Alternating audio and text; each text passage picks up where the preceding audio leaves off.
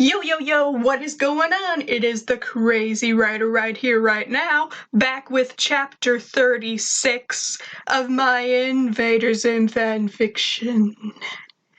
Now, to anyone and everyone who may be just now tuning in to this video series, or even recently tuned into this series, as in you haven't started from chapter 1. You've got to start from chapter 1! Yes! This is a chronological story series thing. And we are at the 36 of 45-ish chapters, which means we are approaching the end.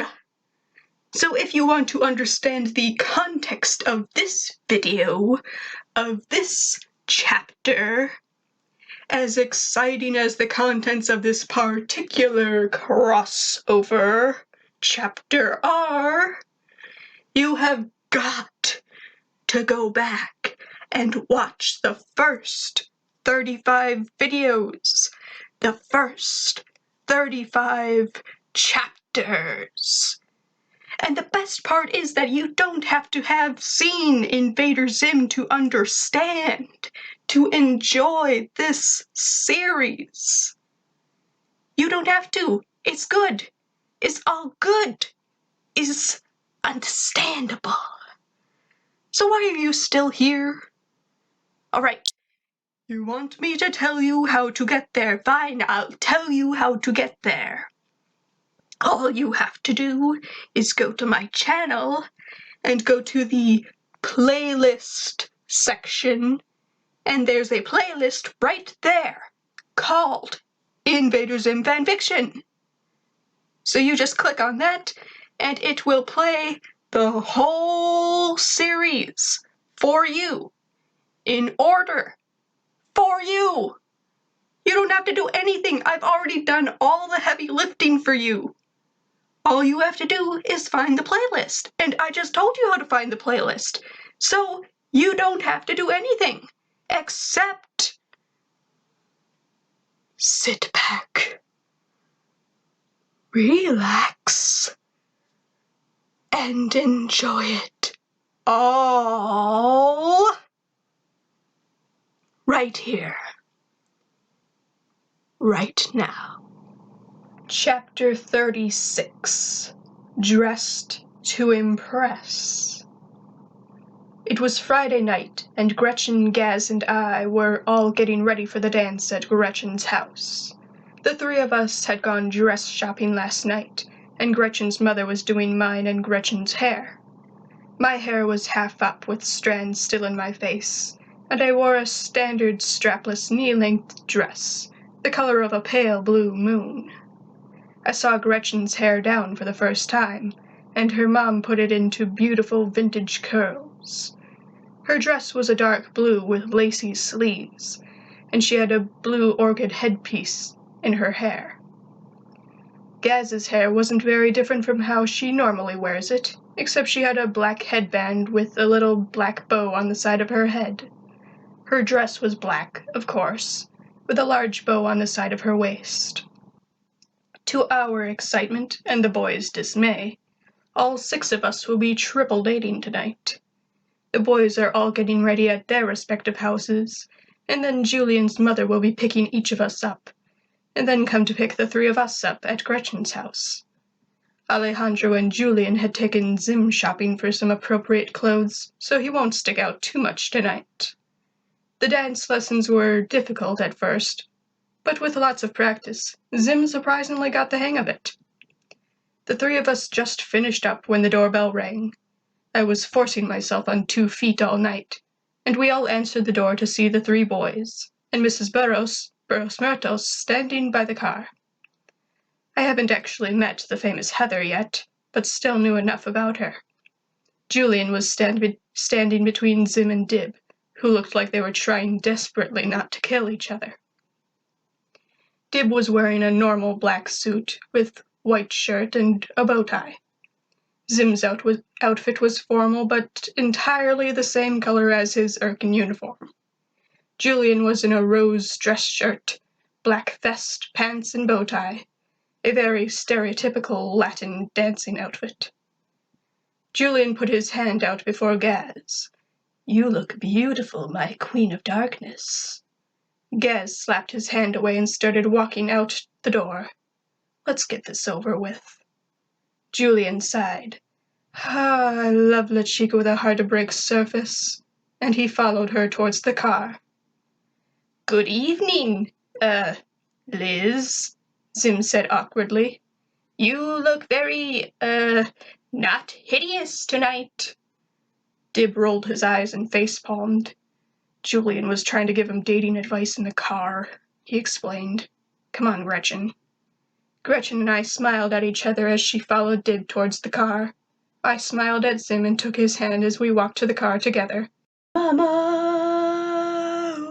Oh, I mean, Mama, Julian was saying. "I would like you to meet the beautiful, amazing Gaz." "You're going to the dance with some weird goth girl?" Heather eyed Gaz. "You know better than to associate yourself with someone so unpopular." Gaz scowled up at Julian's toothpick-thin mother. "Listen here, lady," she said. "I don't want to go to this stupid thing at all, and I certainly don't have to go with your creepy narcissist son. But if you call me weird goth girl one more time, I will make the drive to the dance so miserable for you, you're going to need a week to recover." I smirked at Gaz's fierceness, but Julian's mother just scoffed. "You don't scare me, you purple-haired freak." Heather's eyes then landed on me and Zim. "Ew, he's green! How did I not see that when he first got in the car?" "Stupid female beast!" Zim's fist shook in the air. "I happen to have a rare skin condition that your puny brain wouldn't possibly understand the science behind." "Right. My puny brain can't understand that you look like some sort of freakish alien." Heather rolled her eyes. Dib's eyes went very wide and he started grinning. He looked back and forth between Zim and Heather, full of excitement over someone else calling Zim an alien. Gaz smacked Dib in the back of the head, wiping the smile off his face. "She didn't mean it literally, stupid. Don't get so excited," she told him. Heather's eyes traveled to me. "And you must be Elizabeth, the weird feral girl my husband has been teaching English and dancing to?" "It, Liz. And yes," I told her. "Well, Liz," Heather mocked. "I don't even know how you're not the first weird feral thing that I've met.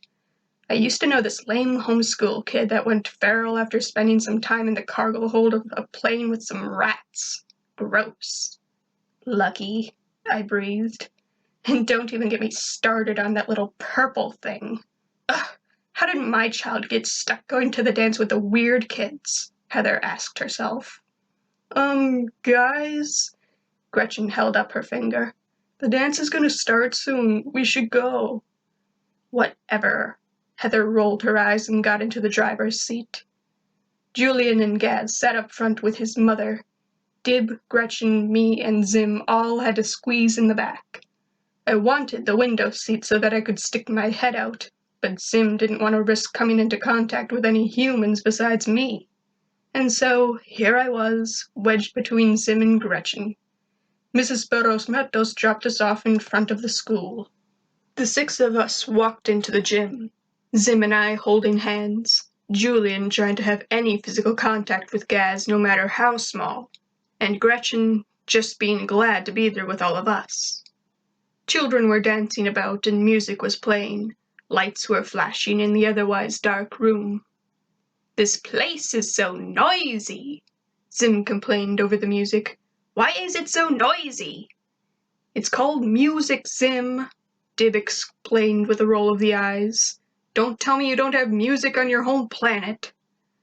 I had made the boys promise to behave for the night and not fight with each other no matter what happens. I had to stand on 2 feet and wear a dress. Zim and Dib couldn't fight. Gaz and Gretchen had to be tortured by all this noise and people. and Julian was the only one with us that didn't seem to have anything to complain about. Some girls came up to us and started asking Julian to dance with them. "I'm sorry, ladies, but I am here with the lovely and scary Gaz tonight. She is the only one I wish to dance with," he told the girls. "How long is this thing?" Zim asked when the girls were gone. "Trace hours, my green friend," Julian told Zim. "Please excuse me, beautiful Gaz. I shall go make a request for a song that we may dance to properly." As Julian started heading for the DJ booth, I called after him, "Make salsa dance music." He turned back to face me and called back, "What else would I request, Loba?" And he disappeared into the crowd. I looked at Gretchen and could see that she looked very nervous, even for her. She was sweating and her hands were shaking. Julian came back when I was about to ask if she was okay. "We have to wait 4 songs before he plays the salsa music," he told us. "Perfect," I said. "Boys, could you go get us drink?" "Why would we do that?" Zim asked. "Can't you get it yourselves?" "It is gentlemanly behavior, Senior Zim, whatever your last name is," Julian explained. "He doesn't have a last name, and he doesn't know how to be a gentleman because he's an alien," Dib said with frustration. "Dib, we talk about this," I said. "None this tonight. Now get drink." "I shall return shortly, my Gaz." Julian tried to kiss Gaz's hand, but ended up getting slapped instead. He chuckled. Try not to miss me too much while I am gone." Finally, the 3 boys were gone, and I could talk to Gretchen. I took her by the arm and guided her to one of the chairs by a table and sat her down. "No be nervous, Gretchen," I told her. "You doing great." "I just don't know what to talk about," she said. "I want to make conversation with him, but I don't know what to say." "Dib love talk," I said as I sat across from her. "Let him do talking. Beside, we not leave side all night. Right, Gaz?" I looked up at Gaz. "Yeah, sure thing, Metal Mouth." "Oh," Gretchen just about wailed and put her head in her hands. Just then the boys came back over with 2 drinks each. "Here, Liz," Zim said as he set one of the drinks in front of me and sat next to me. "Here you are, Gretchen." Dib did the same, and then realized her head in her hands. "Hey, are you all right?" I got out of my chair and pulled Dib aside. "She very nervous tonight," I explained to him. "Make conversation with her. Tell her she look pretty." "Oh, really? Okay, Liz." Dib nodded. "You know you're a really good friend." "And you horrible date," I told him with a smirk. "You still talking with me when you should be talking to Date?" "Oh, right. Dib sputtered and rushed back to Gretchen's side. I rejoined Zim, who was trying to look like he was actually drinking the punch without it destroying his mouth. "You Earthlings actually consider this fun?" he asked me when I sat back down. "Blowing up enemy planets, now that's fun." I had enough of Zim complaining. Time to bring out the puppy eyes. "What?" he questioned when seeing the eyes. "What are you looking at me like that for?" "I just want to have fun with Mate tonight," I told him with a sad voice. "But you not enjoying self." Zim sat back in his chair. "Oh, you want Zim to enjoy himself, do you? Well," Zim jumped out of his chair and onto the table. "Zim can have loads of fun. Look at me, I'm a normal human having a great time." Zim started dancing on the table, and everyone looked up at him and laughed. I had also shown Zim many videos of people dancing throughout the week, and Zim was now trying to copy some of those moves. He shook his hips while tracing peace signs in front of his eyes. He tried raising the roof with his hands. He crossed his wrists and did Gangnam Style. He even did the frickin' worm with absolute perfection. I sat there laughing at my mate while Julian cheered Zim on, and Dib laughed with everyone else who was watching. Gretchen looked surprised and a little relieved the attention was off of her, and Gaz just looked as annoyed as usual. Zim looked down at me. Come on, Liz, don't you want to come have fun with me? He reached down and grabbed my paw, pulling me up onto the table next to him. You wanted to dance and have fun, didn't you? Zim started doing the Macarena in front of me, and everyone kept laughing. Sometimes I'm really glad that wolves are almost impossible to embarrass. I looked down at the other kids around us, who were all laughing, or at least staring, and then I started joining in Zim's dancing. You've got to be kidding me, Dib said to himself.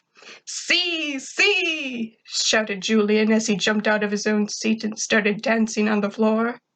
He grabbed Gaz's hand and pulled her to her feet as well. Come, Gaz, let us dance the Macarena. As one might predict, Gaz just stood there while watching the rest of us make fools of ourselves. Pretty soon, everyone, except for Dib, Gretchen, and Gaz, was dancing the Macarena. What is wrong with all of you? Dib asked the mob of dancers. What matter, Dib? I asked my old friend. Too frightened like a rabbit for dance? No, he shouted back up at me. This is just stupid. You're all being led and danced by an alien. Hey, Zim realized. I am leading the humans, aren't I? I'm glad I realized this. Attention, everyone!